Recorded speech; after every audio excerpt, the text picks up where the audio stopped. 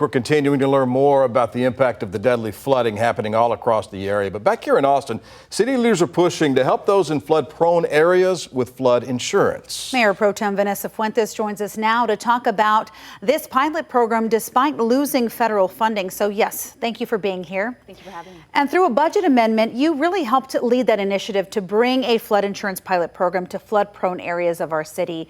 Let's talk about maybe what inspired you to do this, the district that you represent. I know there's a lot of background to this, but talk more about how exactly it works. Absolutely. I represent a part of Austin that floods the most, and we've had some catastrophic flooding happen in 2013 and 2015. So certainly right now with everything that happened in the Hill Country, I've heard from constituents already asking what has the city done for our preparedness efforts. So for me, flood mitigation has been a priority, and it's been around flood insurance. We know how crazy expensive it is for insurance right now, both home, auto, but also for flood premiums. $500 to $800 on average, one lump sum payment is required. And so we want to help more families get access to flood insurance who live in flood prone areas.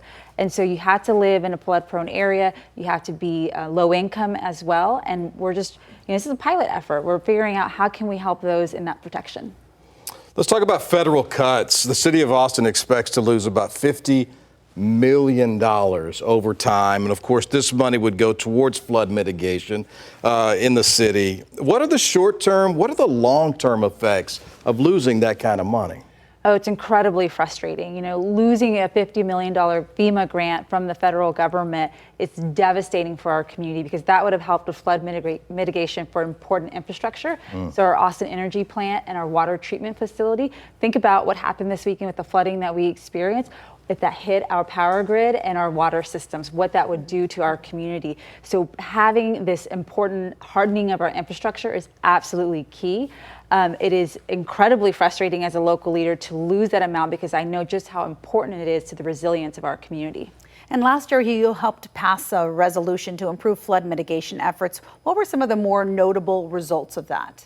Yeah, so first and foremost, flood preparedness and emergency training. So we've increased training opportunities for our community members.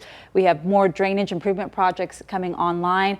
And we introduced our first ever flood safety festival to help families and our kids learn about flood safety and emergency preparedness. So we're doing a lot more to elevate that education and outreach throughout Austin. Finally, on another topic, the air conditioning mandate for landlords to have systems that work to keep units above or below, I guess, 85 degrees. You wouldn't want to be above 85 degrees, but we're about to get into hot months of the year. This is a big move coming soon. Yes, as Texans, we know the brutal summers that we experience here in Austin. And so just like we have heating requirements, we wanted to make sure we have cool indoor air requirements. I mean, it just makes sense. And so we introduced a local policy that gives, particularly for our renters, a new tool to hold landlords accountable. When your AC goes out, we want to make sure that's quickly addressed and fixed. And so this really is about health and safety of our residents, and it is official come June 10th, and so you can call 311 to report any code violations. Mayor Pro Tem, thank you so much for your time. I know it's a very busy time. Anything you want to say